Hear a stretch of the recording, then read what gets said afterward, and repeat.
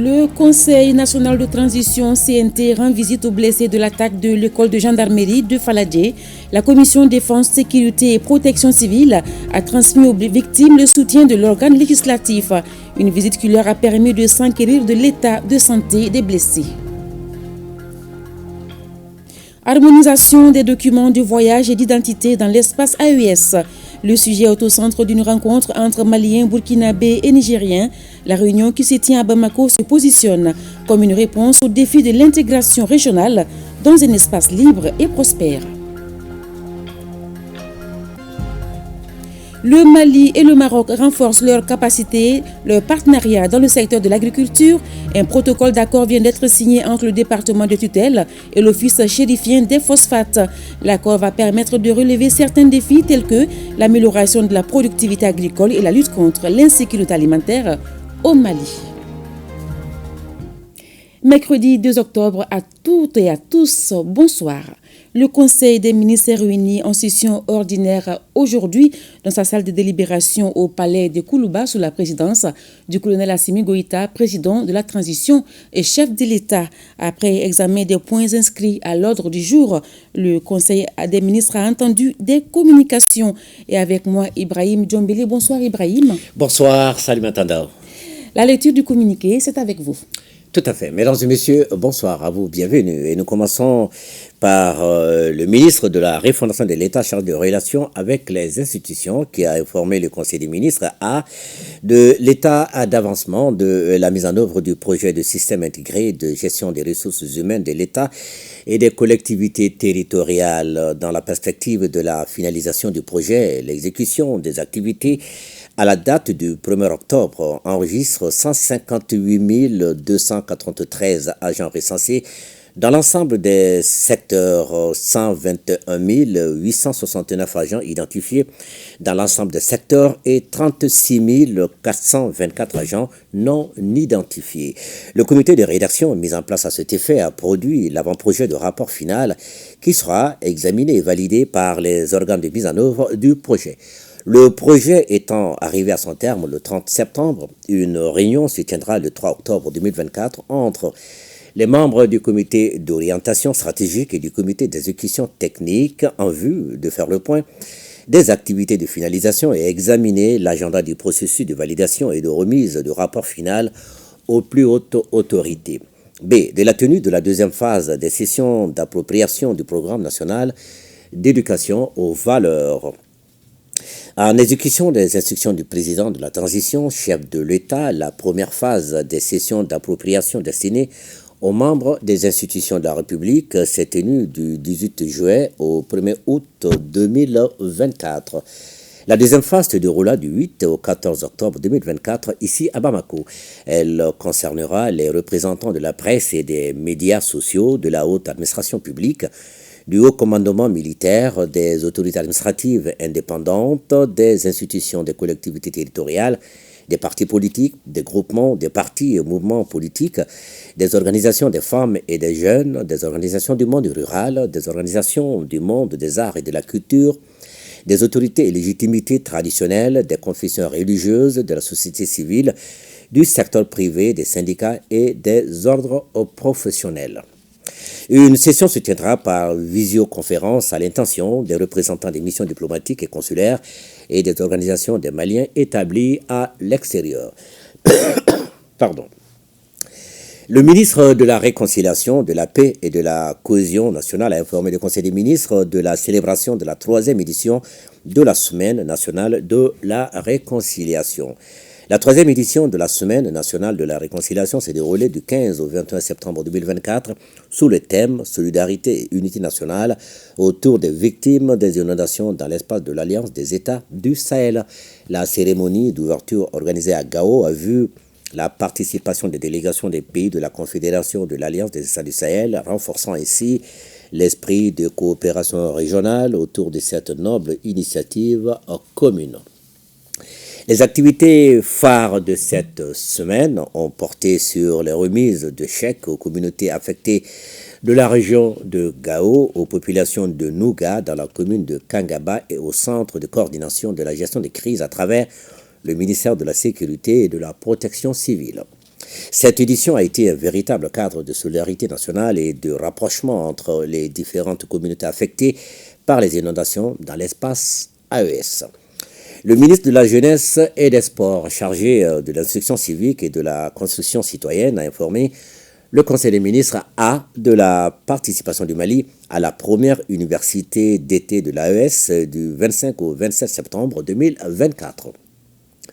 Cette première édition qui s'est tenue à Zignaré au Burkina Faso avec comme thème l'impératif engagement de la jeunesse de l'AES pour une reconstruction réelle des nations a regroupé pendant 3 jours les participants autour de plusieurs panels et ateliers.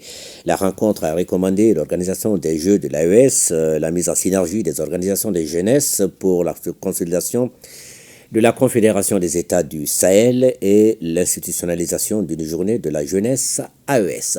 B. De la tenue des cours de rafraîchissement pour la validation de la licence A CAF des entraîneurs du football du Mali. La Confédération africaine du football a mis en place un système de licence qui vise à donner une impulsion qualitative au secteur de l'encadrement technique du football. Pour prétendre au poste de coach ou à un niveau plus élevé, il est impératif de s'inscrire dans ce cursus instauré par la structure de gestion du football continental. C'est dans ce cadre que la Fédération malienne de football, en partenariat avec le ministère en charge des Sports, a demandé à la Confédération africaine de football l'organisation de cette session. Cette formation, qui s'est tenue du 26 au 29 août 2024, a permis aux participants de cerner un certain nombre de mécanismes et de systèmes de jeu et des compétitions de haut niveau. L'objectif visé est de professionnaliser davantage le métier du coach afin que l'entraîneur local gagne en considération dans l'écosystème du football. Le ministre des Maliens établi à l'extérieur de l'intégration africaine a informé le Conseil des ministres du rapatriement de la dépouille mortuaire de notre compatriote décédé au Gabon, le corps de notre compatriote décédé le 18 août 2024 dans des conditions non encore élucidé à Port-Gentil au Gabon, a été rapatrié le 26 septembre 2024. La dépouille a été accueillie par le ministre des Maliens établi à l'extérieur et de l'intégration africaine et remise à sa famille. Les autorités judiciaires gabonaises ont rassuré que toute la lumière sera faite sur cette affaire. Le ministre de l'Agriculture a informé le Conseil des ministres des risques potentiels et des impacts des inondations sur les infrastructures hydro-agricoles, les périmètres agricoles et les populations riveraines suite à la montée exceptionnelle du niveau des principaux cours d'eau et leurs affluents et défluents. En application des mesures adoptées par le Conseil des ministres extraordinaire du vendredi 23 août 2024, un dispositif a été mis en place au sein du département de l'agriculture pour suivre l'impact des inondations dans les zones de production agricole. Ce dispositif a permis de recenser des cas d'inondation de parcelles agricoles à travers le pays et de procéder à une évaluation exhaustive de leur impact sur les parcelles et infrastructures agricoles. Au regard de cette évaluation, il est envisagé entre autres, de prendre des dispositions pour déplacer la population des zones potentielles de débordement des cours d'eau, d'accentuer le suivi des infrastructures agricoles et la sensibilisation des populations riveraines et des exploitants directs. B. Des conclusions de la mission de supervision de la campagne agricole 2024-2025 dans les régions de Douila, Koulikoro et Ségou du 19 au 20 septembre 2024. La mission de supervision s'inscrit dans la mise en œuvre du plan de campagne agricole 2024-2025 validé lors de la 14e session du Conseil supérieur de l'agriculture. L'objectif de la mission était de superviser les activités de la campagne agricole 2024-2025 en zone CMDT, Office du Niger, Office Ségou et Direction régionale de l'agriculture. Elle a permis de s'enquérir de la physionomie de la campagne agricole au niveau des régions, mais également de prodiguer des conseils et formuler des recommandations pour l'atteinte des objectifs de production. Les activités de la campagne agricole 2024-2025 se déroulent de façon satisfaisante. Le ministre de l'Industrie et du Commerce a informé le Conseil des ministres des conclusions de la consultation nationale sur le coton tenue le 26 septembre 2024, ici à Bamako. La feuille de route du partenariat pour le coton prévoit entre autres la réalisation d'une étude dans les pays du C4 et la Côte d'Ivoire pour faire l'état des lieux de leurs industries textiles et des infrastructures du support au développement industriel, proposer des orientations stratégiques pour le développement de la filière cotonnière et leur insertion dans les chaînes de valeur des textiles. La consultation nationale avait pour objectif d'examiner et de valider les orientations stratégiques proposées par l'étude subventionnée au Mali. Elle a enregistré la participation de tous les secteurs intervenants dans la filière coton au Mali et des partenaires techniques et financiers. À l'issue des travaux, les participants ont validé la feuille de route proposée par l'étude et recommandée à titre de contribution du programme au Mali, la réalisation de 2 parcs industriels aux standards internationaux. Le ministre de l'Urbanisme, de l'Habitat, des Domaines de l'Aménagement du Territoire et de la Population a informé le Conseil des ministres de l'opération d'immatriculation systématique des parcelles de terrain à partir du mois d'octobre 2024. L'ordonnance numéro 2020-014 PTRM du 24 décembre 2020, modifiée portant loi domaniale et foncière, prévoit un délai de 10 ans pour la transformation des titres provisoires en titres fonciers. Pour ce faire, le ministère de l'Urbanisme, de l'Habitat, des Domaines, de l'Aménagement du Territoire et de la Population engage une opération systématique d'immatriculation des parcelles de terrain. L'opération, qui commence par le district de Bamako et le cercle de Kati, permettra de diminuer considérablement les litiges fonciers, de sécuriser les biens immobiliers de l'État et des personnes physiques et morales et d'augmenter les recettes domaniales. Le ministre de l'Artisanat, de la Culture, de l'Industrie hôtelière et du Tourisme a informé le Conseil des ministres de l'organisation des Journées nationales du patrimoine culturel édition 2024. Cette édition 2024 se tiendra à Djenné les 11 et 12 octobre 2024 sous le thème « Gestion et promotion du patrimoine culturel et naturel inscrit et classé, rôle et responsabilité des communautés et des collectivités territoriales dans la préservation et la gestion du patrimoine culturel ». Le choix de la ville de Djenné pour accueillir cette édition est motivé par l'importance des biens culturels qui s'y trouvent, à savoir la ville ancienne de Djenné, la célèbre mosquée et le site archéologique de Djenné-Djeno, classé au patrimoine de l'UNESCO et dans le patrimoine culturel national. La célébration des Journées nationales du patrimoine culturel sera l'occasion d'informer et de sensibiliser les populations. Il est prévu au cours de ces journées des manifestations artistiques et culturelles, des expositions photographiques, d'objets d'art, des visites de sites, des conférences débats et des jeux concours. Le ministre de la Santé et du Développement social a informé le Conseil des ministres de la situation épidémiologique du pays, marquée notamment par une stagnation du nombre de cas testés positifs de la maladie à coronavirus par rapport à la semaine précédente et par une augmentation du nombre de cas confirmés de dengue comparé à celui de la semaine écoulée. Le président de la transition, chef de l'État, a appelé la population au respect strict des mesures de prévention et de lutte contre les maladies. Ce sera tout, mesdames et messieurs. Merci de l'avoir suivi. À vous, Salimata Ndao. Bonne suite du journal. Merci, Ibrahim. De Koulouba, rendons-nous au CNT. Le président du Conseil national de transition, colonel Malik Diaw, a reçu aujourd'hui en audience le 4e président du réseau des jeunes des partis politiques du Mali. Au cours de cette audience, les échanges ont porté sur la situation sociopolitique et sécuritaire du pays. Le réseau réaffirme son engagement et sa disponibilité pour une transition réussie. Pour plus de détails, écoutons Oumarou Sinayoko, président du réseau des jeunes des partis politiques du Mali. Il est au micro de Tamsili Diabaté et Sambou Diakité.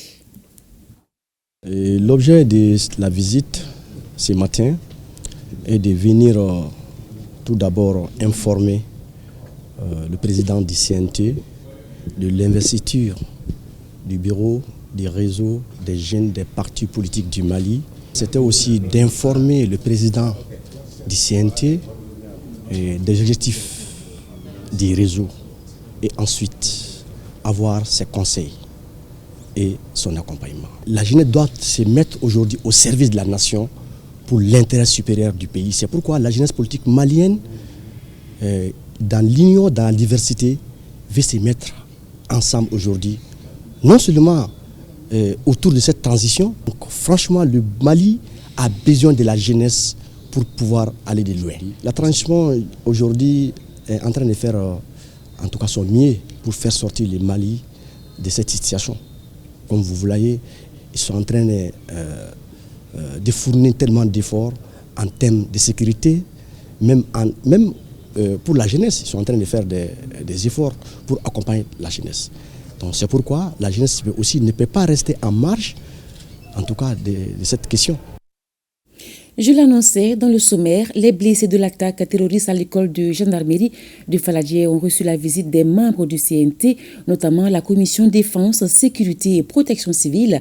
La délégation conduite par le général de brigade à la retraite, Menkoro Kane, était venue transmettre le soutien de l'ensemble des membres du CNT, à commencer par le président de l'institution, le colonel Malik Diao, et puis s'enquérir de l'état de santé des blessés.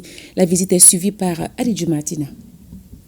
Les membres du Conseil national de transition à l'école de gendarmerie de Faladje, notamment la commission défense, sécurité et protection civile du CNT, pour apporter aux blessés de l'attaque terroriste le message d'encouragement, de solidarité et de réconfort de l'organe législatif. Mais ce que nous venons de voir, ça veut dire déjà que l'effort est soutenu dans le cadre du traitement des malades.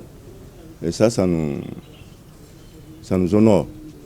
Compte tenu de la complexité de la situation, selon le général Kane, il est nécessaire d'être très attentif. Il faut rester vigilant et savoir que la vie des autres dépend de vous. Notre soutien, le soutien du CNT, Malik Diaw nous dit d'amener le soutien du CNT à l'ensemble de la gendarmerie, à l'ensemble des forces de sécurité.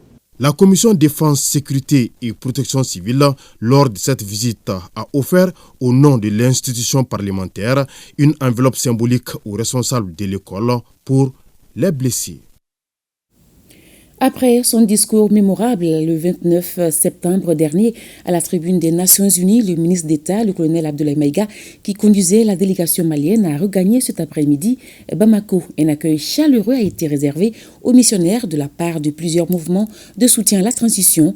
De l'aéroport président Modibo Keïta au domicile du ministre, la population est sortie nombreuse pour saluer le colonel Maïga pour son brillant discours lors de la 79e Assemblée générale de l'ONU. Compte rendu, Mamadou Fani. Ils sont sortis nombreux pour réserver un accueil digne de son ministre de l'administration territoriale, colonel Abdoulaye Maïga, de retour le 29 septembre dernier. Son discours à la tribune de l'ONU avait marqué les esprits sur la scène diplomatique internationale. Pour saluer cette intervention patriotique, plusieurs mouvements de soutien aux autorités maliennes sont sortis pour dire merci à la délégation malienne. Nous sommes honorés du discours que le ministre de l'administration territoriale avait tenu. Toute l'Afrique est avec nous parce que vraiment le discours a été exceptionnel. Et ça a été donc un discours de libération. Le message qui a été prononcé par lui, nous adhérons, nous partageons ce message. C'est un discours souverainiste, c'est un discours qui porte un peu les préoccupations de toutes les Maliennes et de tous les Maliens. Les populations sont sorties massivement pour saluer la délégation malienne. La foule s'agrandissait au fur et à mesure que le cortège avançait, obligeant même par endroits aux ministres de sortir de leur véhicule pour serrer la main des populations. Il a fallu le professionnalisme des services de sécurité pour canaliser tous ces bons acquis aux autorités de la transition.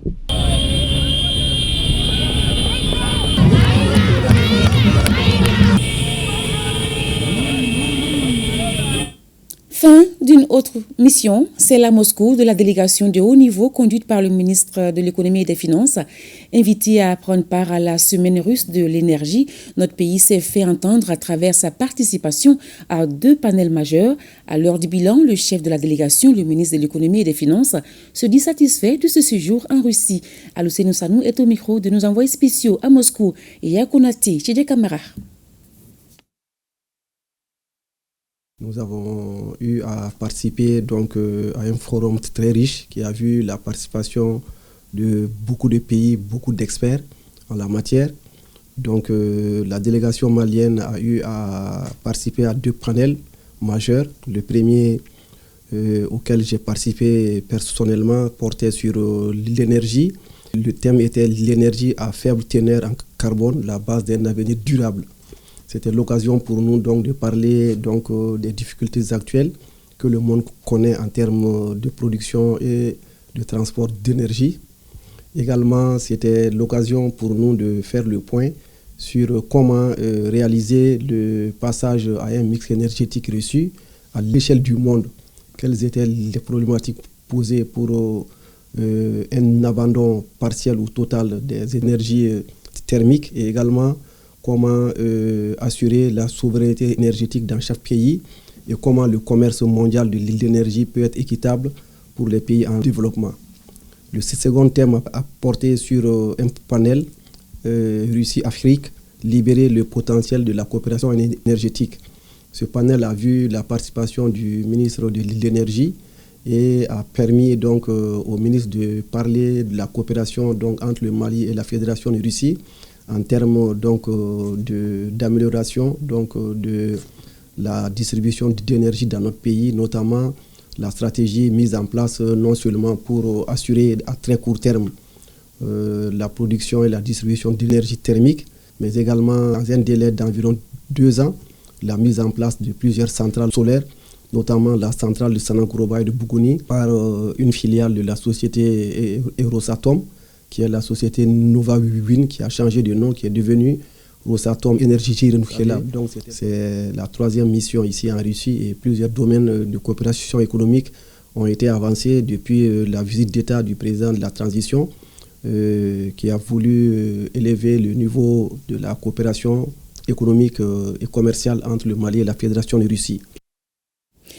Le ministre de la Promotion de la Femme, de l'Enfant et de la Famille informe toutes les candidates admissibles au concours direct et professionnel d'entrée à l'ENA au titre de l'année 2023 que la formation de renforcement des capacités sur les épreuves techniques se poursuit jusqu'au vendredi 11 octobre 2024, de 8h à 12h.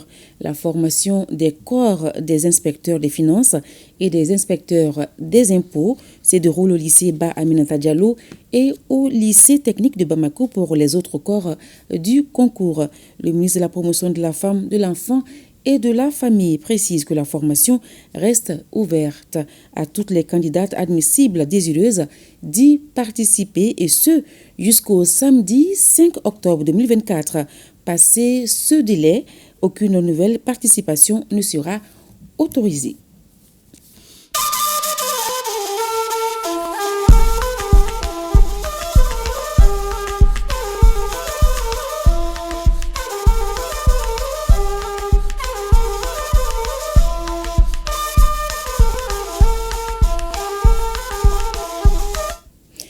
Maliens, Burkinabés et Nigériens se rencontrent dans le cadre de l'harmonisation des documents de voyage et d'identité dans l'espace AES. C'est ici, à Bamako, que s'est ouverte la dite rencontre sous la présidence du secrétaire général du ministère de la Sécurité et de la Protection civile. Elle se veut être la réponse aux défis de l'intégration régionale dans un espace libre et prospère. Nyanya Loutraouré, Mohamed Sidibé. Bientôt fini les tracasseries administratives au sein de notre alliance commune. L'AES des peuples se veut être une réalité et pour y arriver, les autorités de la transition burkinabé, malienne et nigérienne y travaillent. Ce jour à Bamako, elles veulent surmonter un défi majeur qui n'est autre que la mobilité des populations dans un espace sécurisé. Ceci s'appelle harmonisation des documents de voyage et d'identité dans l'espace AES. C'est justement pour en arriver à cette AES, tant voulu par les présidents du Burkina et du Niger, son Excellence, le colonel Assimi Goïta, a annoncé la mise en circulation dans les jours à venir d'un nouveau passeport biométrique de l'AES lors du discours marquant la célébration du premier anniversaire de cette alliance. Au regard de la qualité des représentations et des profils des participants, je demeure convaincu que cette importante réunion débouchera sur des propositions concrètes et des recommandations pertinentes pour une AES des peuples tant prônée par le chef d'État.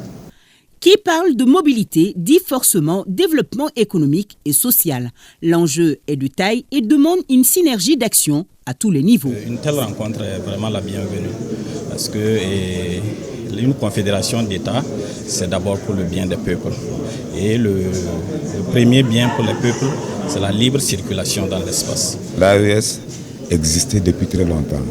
Donc maintenant, avec l'harmonisation de nos textes, je pense que nous serons encore plus un. Il n'y aura plus de Nigériens, Maliens, ce seraient des Sahéliens tout simplement. La rencontre se tient sous la houlette du ministère de la Sécurité et de la Protection civile et dure 48 heures. Le Niger a recouvré son droit à la parole à la tribune des Nations Unies. C'est à l'occasion de la 119e session ordinaire de l'Assemblée générale de l'ONU à New York. Ceci parachève le retour du pays sur la scène internationale. Le commentaire est signé Abdoulaye Koulibaly. C'est avec une grande fierté et le sentiment du devoir accompli que le Niger a retrouvé dans la plus grande légitimité ce lundi 30 septembre sa place à la tribune des Nations Unies. Une place dont il avait été injustement privé l'année dernière. Une situation née des manœuvres dilatoires, spécieuses et sournoises de puissances occidentales comme la France qui en veulent encore au Niger pour avoir simplement décidé lui-même de conduire désormais souverainement sa destinée. Avec ce retour remarqué à la tribune des Nations Unies, c'est un épilogue qui rappelle un prologue désormais derrière nous. C'est aussi une belle victoire pour la diplomatie nigérienne dont l'intransigeance dans le respect mutuel, dans la dignité et l'humilité à la fois aura été payante. Notre action diplomatique depuis un an aura en effet mis l'accent sur la diversification des accords de coopération privilégiant nos intérêts et notre souveraineté. Dieu merci, aujourd'hui le Niger a su tisser d'excellents rapports avec des États qui comptent de plus en plus sur l'échiquier politique international. Russie, Chine, Turquie, Iran, etc. Des États avec lesquels nous traitons d'égal à égal dans l'intérêt bien compris de nos peuples respectifs. Somme toute, la voie tracée depuis un an par le CNSP et le gouvernement, en politique internationale comme au plan intérieur, est en parfaite adéquation avec le respect de la dignité et de la souveraineté du peuple nigérien. Le contrôle juridictionnel de l'activité administrative, c'est le thème de la rentrée judiciaire 2024-2025 des cours et tribunaux de Burkina Faso. L'audience solennelle de la rentrée a eu lieu hier à Ouagadougou. Le président du Faso est représenté par le président de l'Assemblée législative de transition. Cette audience a permis aux acteurs de prendre connaissance des différents ordres de contrôle de l'action administrative. Draman Guinée. Salle de banquet de Ouaga 2000. La Cour fait son entrée. L'audience solennelle de la rentrée judiciaire 2024 s'ouvre. Le président du Faso, le garant de l'indépendance de la justice, est représenté par le président de l'Assemblée législative de transition, des membres de gouvernement et d'institutions aux côtés du monde judiciaire. Cette rentrée pose la problématique du contrôle juridictionnel de l'activité administrative. Parce que nous avons beaucoup de contentieux relatifs à l'action administrative. On se dit que c'est parce que l'administration et les administrateurs ne comprennent pas trop les choses. Donc il nous revenait d'expliquer qu'est-ce que recouvre la notion de l'action administrative et quels sont les conflits qui peuvent donc survenir à l'occasion de cette action. Magistrats, greffiers, notaires, avocats, huissiers se font une autocritique au bénéfice de l'appareil judiciaire. Nous avons plaidé pour qu'on trouve les moyens de faire en sorte qu'il y ait plus de célérité dans le traitement donc, des dossiers, en faisant en sorte que les facteurs de lenteur puissent être, désengorgés, ou en tout cas qu'on puisse réformer de telle sorte que la justice administrative soit plus célèbre et plus rapide. Ensuite, nous avons aussi évoqué la nécessité qu'il y a pour les organes de se pencher sur la réflexion ou la réforme possible de l'institution ou de l'organe commissaire du gouvernement. Cette rentrée marque la reprise en temps plein des activités de différentes juridictions. C'est la toute première rentrée après la réforme du Conseil supérieur de la magistrature, dont la plus importante est l'introduction des membres non magistrats. Toujours au Burkina Faso, montée des couleurs, deuxième phase d'engagement des journées nationales patriotiques et de participation citoyenne. Le chef de l'État a donné officiellement le top départ des activités à l'occasion des cérémonies de montée de couleurs à l'hôtel administratif ainsi qu'à l'immeuble du Faso. À cette occasion, le message du chef de l'État est porté à la connaissance de tous. Il invite les Burkinabés à se départir de la traîtrise tout en se voulant ferme contre toute personne agissant dans ce sens. C'est Lassina Ouattara, Adama Guiti Benewende et Frédéric Nikema. Autour du drapeau, identité nationale et symbole de fierté, le personnel de 3 départements ministériels. À l'occasion de cette deuxième phase des journées nationales d'engagement patriotique et de participation citoyenne, ils marquent tous leur respect au pays ainsi qu'à ses valeurs. L'instant sert de cadre pour porter le message du chef de l'État, le capitaine Ibrahim Traoré, qui en substance invite les Burkinabés à se départir de la traîtrise. Comment reconnaît-on les traîtres de la patrie? Ils sont prêts à vendre leur pays, ils collaborent avec l'ennemi en lui fournissant des informations sensibles et confidentielles pour détruire le pays et pour des intérêts égoïstes. Ils aident en temps de guerre l'ennemi dans des actions d'espionnage ou par la fourniture de logistique. Ils sont co-auteurs de la mort de leurs frères. Les traîtres, ce sont aussi, selon le président du Faso, ceux-là qui désertent leurs fonctions au moment où le pays a le plus besoin d'eux. Et comme la fin de la récréation est annoncée depuis le 23 septembre dernier, le chef de l'État se veut ferme à l'endroit des traîtres. Pour notre nation désormais, la trahison sera l'acte criminel le plus grave, comme cela se passe dans les pays qui veulent réellement assumer leur souveraineté. Les événements douloureux que nous avons vécus ces derniers mois dans notre pays portent la marque des traîtres. Cela nous rappelle les événements dramatiques du 15 octobre 1987 qui ont causé la mort au président Thomas Isidore Noël Sankara et interrompu l'élan révolutionnaire de 1983. Contre vents et marées, le Burkina Faso continuera le combat contre l'impérialisme et ses valets locaux, rassure le chef de l'État. Et à l'occasion de ces journées d'engagement patriotique et de participation citoyenne, les fils et filles de la nation sont invités à faire preuve d'amour envers la patrie à travers des actes nobles, comme c'est le cas ici avec cette séance de don de sang au profit des personnes dans le besoin.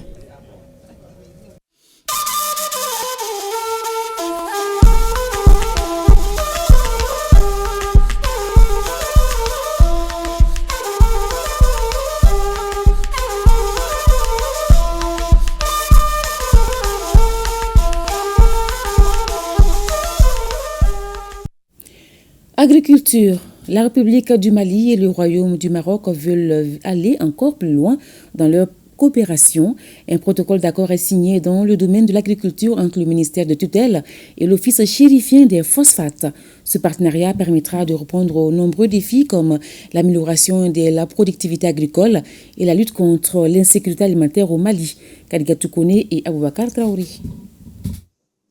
Coup de pouce dans la coopération entre le Mali et le Maroc avec la signature de ce protocole. À travers cet accord, le ministère de l'Agriculture et l'Office chérifien des phosphates entendent booster la production agricole afin d'assurer une autosuffisance alimentaire au Mali. Les défis du secteur agricole au Sahel en général et au Mali en particulier sont étroitement liés à la mauvaise santé des sols, caractérisés par leur carence en nutriments, elle-même liée à un déficit d'apport en engrais.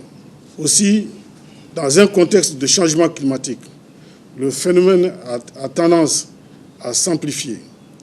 L'épuisement des nutriments et de la dégradation générale des sols et chaque année suivent une trajectoire insoutenable pour l'économie de notre pays. Je citerai notamment 3 initiatives majeures. La gestion et l'amélioration de la santé et de la fertilité des sols. La deuxième initiative Excellence vise à apporter une panoplie de services aux petits fermiers à travers la création d'un réseau de centres de services agricoles de nouvelle génération. Monsieur le ministre, nous sommes convaincus que la transformation agricole pourrait être d'autant plus accélérée en capitalisant à la fois sur les jeunes, les femmes et l'accès aux nouvelles technologies. C'est ainsi que la troisième initiative que nous avons discutée ensemble avec la Banque mondiale et avec vos équipes Excellence vise à favoriser le développement de l'entrepreneuriat des jeunes et des femmes dans l'agritech. Cette approche entre le Mali et le Maroc facilite l'accès à des intrants de qualité et aux bonnes pratiques. Je tiens également à souligner la réussite du partenariat tripartite, gouvernement du Mali, Banque mondiale, OCP Africa, qui a permis, lors de la dernière campagne agricole, d'assurer aux fermiers l'accès aux engrais de qualité dans des meilleurs délais et avec les meilleurs prix du marché international, et en particulier dans un contexte de crise que nous connaissons tous, de sécurité alimentaire, d'hausse des prix et de perturbations logistiques. Le Mali demeure une référence agricole en Afrique. C'est pourquoi les autorités accordent une place de choix à ce secteur. Ce partenariat vise le renforcement de la filière et une amélioration de l'utilisation des engrais en tant qu'élément clé de la relance de la production agricole et de la lutte contre l'insécurité alimentaire en Afrique de l'Ouest et au Sahel en général et au Mali en particulier. Le secteur de l'agriculture représente déjà une part importante de notre portefeuille à Mali, le portefeuille de la Banque mondiale, soit 13% de notre portefeuille national et régional. Il s'agit en tout de 3 projets que sont les PEDASAM, le PRSA et le PRAPS 2, pour un montant total de 210 millions de dollars ou l'équivalent de 126 milliards de francs CFA. Cet accord avec l'Office chérifien des phosphates marque le début d'une véritable révolution agricole dans notre pays. Maliens et Marocains souhaitent une amélioration de la vie des agriculteurs au Mali afin d'atteindre les objectifs assignés par le président de la transition, le colonel Assimi Goïta, à savoir l'autosuffisance alimentaire sur toute l'étendue du territoire national. Autre partenariat, la direction du matériel des transports et des hydrocarbures des armées a reçu hier les clés d'un hall de stockage de matériel militaire, un projet amorcé en 2018 et porté par la République fédérale d'Allemagne dont le coût s'élève à 2,5 milliards de francs CFA. L'initiative entre dans le cadre du renforcement des liens de coopération germano-malienne, suivant le commentaire de Boukari Koulibaly avec le concours de la DIRPA. Un hall de stockage flambant neuf offert à la direction du matériel des transports et des hydrocarbures de l'armée par la République fédérale d'Allemagne. Un geste salvateur salué à plus d'un titre. Et ces infrastructures s'ajoutent à un lot très important qu'on ne peut déchiffrer ici. Ce hall de stockage nous permettront carrément de lutter contre les intempéries auxquels étaient exposés nos matériels. Et c'est un outil qui sert à la montée en puissance des forces armées maliennes. Le hall de stockage est composé d'un entrepôt avec système de rayonnage, des bureaux, des magasins de batteries, d'un réseau de routes, des surfaces de chargement entre autres.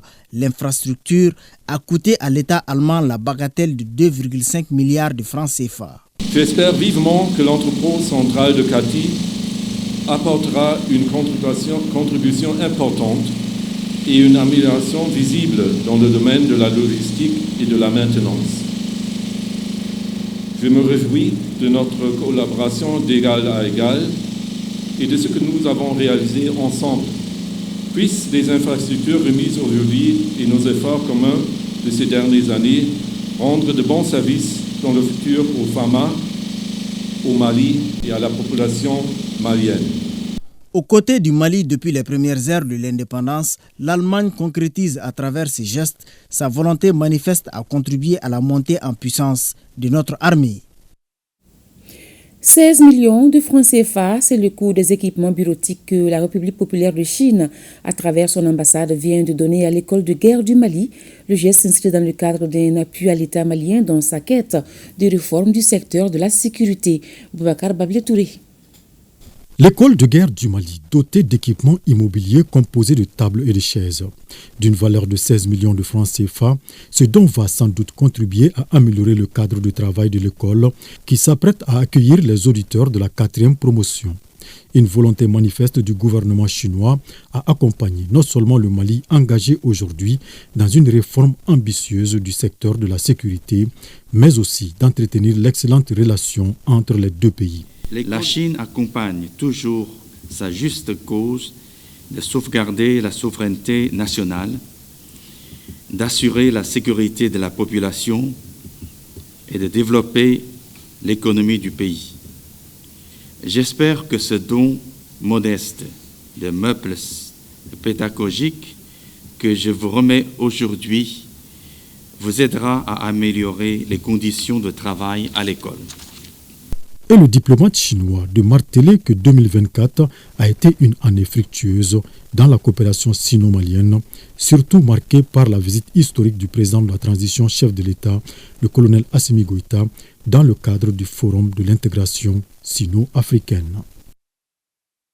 L'opérationnalisation des nouveaux arrondissements est à l'ordre du jour.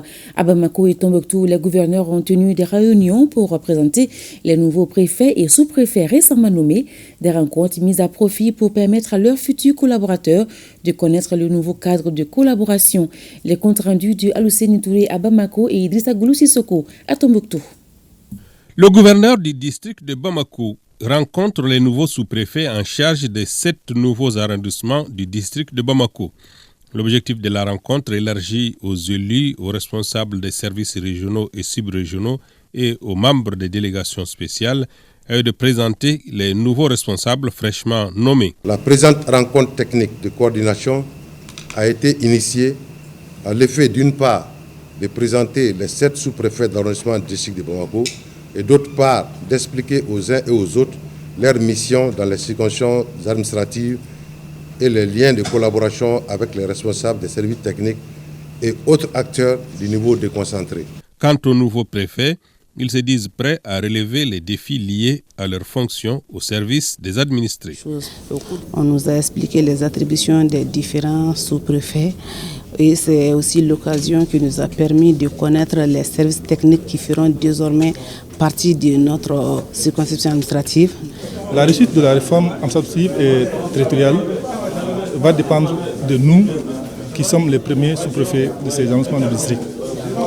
Et ces conseillers vont nous servir. Et nous avons demandé aussi, mes collègues et moi, l'accompagnement de tous les services techniques, de la société civile, en tout cas tous les acteurs au développement au niveau du district. La réunion a permis de connaître les nouvelles autorités qui vont désormais représenter l'État auprès des nouveaux arrondissements, de préciser l'emplacement des bureaux et d'insister sur la collaboration nécessaire avec les différents acteurs de l'État et des collectivités. Après 4 jours de formation sur l'administration du territoire et la rédaction administrative, les 13 préfets et sous-préfets de la région de Tombouctou sont outillés pour bien exercer leur mission. Nous prenons l'engagement solennel de ne ménager aucun effort pour mener à bien les missions qui nous ont été confiées par la plus haute autorité avec honneur et dignité et de se comporter en digne et loyaux chefs de circonscription. Cette session que tout à l'heure vous aurez l'occasion de clôturer s'est tenue à la satisfaction entière des formateurs, tant du point organisationnel que des bonnes dispositions dont les participants d'un niveau intellectuel avéré, avides d'apprendre, ont fait montre pendant les 4 jours passés en toute communion, en toute convivialité. Cette cérémonie de fin de formation a été mise à profit par les autorités régionales pour présenter les nouveaux préfets et sous-préfets aux forces vives de la région. Il est attendu de vous des administrateurs qui prônent la paix, la cohésion sociale et au même moment qui appliquent les lois de la République en toute intelligence. Chère population de Tombouctou, vous avez réclamé haut et fort ces 13 cercles et 33 arrondissements. Il nous revient donc de nous mettre au travail en vue de les opérationnaliser à travers l'installation des chefs de circonscription nommés pour assurer leur fonctionnalité malgré les multiples défis À présent, charge aux nouveaux nommés de représenter valablement l'État auprès des populations telles que voulues par les autorités de la transition. En troisième région, des journalistes des radios de proximité renforcent leur capacité pour mieux jouer leur rôle en toute responsabilité. C'est à la faveur d'une formation de 2 jours animée par 2 journalistes expérimentés sur le thème « Journalisme sensible au conflit ». Moustapha Doumbia, Taïrou Konaté.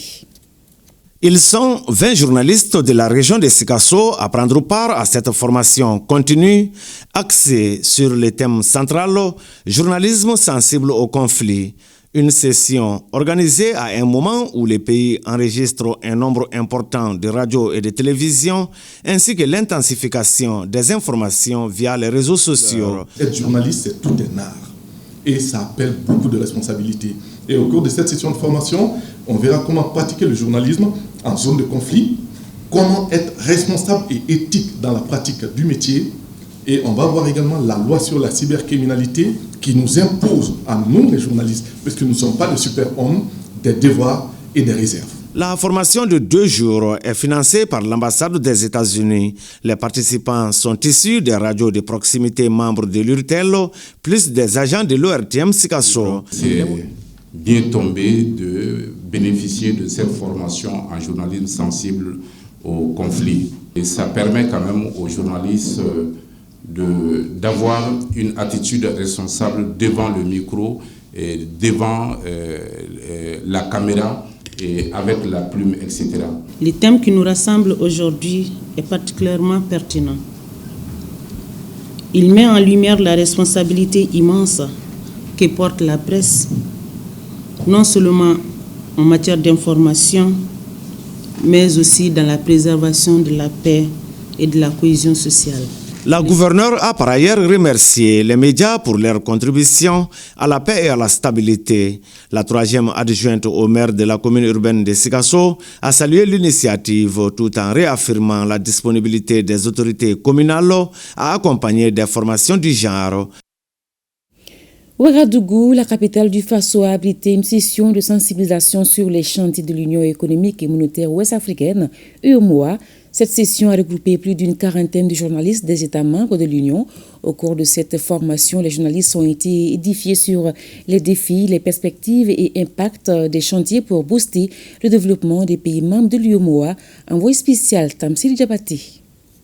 Union économique monétaire ouest-africaine, 8 pays, un destin commun et un chantier commun. Cela pour relever le défi du développement socio-économique et culturel dans l'espace UEMOA. 30 ans d'existence ont permis à la Commission d'être requinquée à bloc et d'ouvrir de grands sentiers pour donc mieux cerner l'urgence, l'utilité et la nécessité de ces sentiers. La Commission de l'UEMOA a invité les journalistes à Ouagadougou. Et aujourd'hui, l'Union est en train de réfléchir à de nouveaux défis qui se posent à nous. Il y a des journalistes des États membres qui sont réunis pour un peu voir les chantiers mis en œuvre. Le président de la commission de l'UEMOA à la rencontre des journalistes membres de la plateforme des médias de l'Union rassure que le processus de l'intégration sous-régionale n'est pas au-dessus des moyens. Nous avons su être résilients. Maintenant, comment capitaliser cette capacité de résilience de notre espace, de nos États, pour faire face aux chocs ultérieurs à venir et en même temps asseoir des politiques qui permettent d'aller plus loin dans le développement économique. Justement, plus d'une quarantaine de journalistes venus des États membres de l'Union sont informés durant une semaine sur les sentiers de l'Union. Parmi ces sentiers, l'on note le développement des infrastructures de transport et de transit avec un réseau routier communautaire d'environ 21 000 kilomètres. Et à l'issue de cette session de sensibilisation, il s'avère donc qu'après 30 ans d'existence, c'est un moment de réflexion sur l'avenir de l'Union pour faire face aux défis de l'heure. Effectuer des transferts de compte en compte ou encore procéder aux consultations des soldes et des mouvements en temps réel, c'est désormais possible grâce à l'interconnexion entre la plateforme digitale de Kafo Djiguignon et la FinTech Sama Money. Le lancement de ce service Bank to Wallet avec Kafo Djiguignon a été suivi d'une signature de convention. Reportage Al-Mouzel Al-Kami Sayatara. Promouvoir l'inclusion financière et offrir des services financiers innovants accessible à une population de plus en plus connectée, voilà l'un des objectifs du partenariat stratégique entre Kafo Djiguignon et Sama Money. Ces produits innovants qui comptent déjà 16 000 utilisateurs permettent à Kafo Djiguignon de diversifier ses sources de collecte de fonds, d'augmenter ses ressources et de multiplier les points d'accès de dépôt et de retrait à ses 400 000 membres clients à travers le partenariat très fécond avec les fintech, les opérateurs de téléphonie mobile et les sous-agents. Pour les responsables de Sama Money, ce projet n'est pas seulement une avancée technologique, mais un engagement commun entre Sama Money et Kafo Djiguignon. À travers ce partenariat avec Kafo Djiguignon, nous renforçons notre vision et notre mission de rendre les services financiers plus accessibles, fluides et plus adaptés surtout aux réalités de nos populations, surtout celles qui vivent en milieu rural ou dans les zones difficiles d'accès. Le lancement du Bank to Wallet avec Kafo Djiguignon a été marqué par la signature de conventions. Désormais, l'application Djiguignon Tamana, couplée à la Bank to Wallet, permettront aux 400 000 membres de Kafo Djiguignon de faire des dépôts ou retraits dans les 30 000 points de vente de Sama Money et vice-versa pour les milliers de clients qui pourront également faire leurs opérations dans les guichets de Kafo Djiguignon. Ainsi prend fin ce journal. Merci de l'avoir suivi. Excellent moment de télévision sur ORTM1. À demain 20h, Inch'Allah.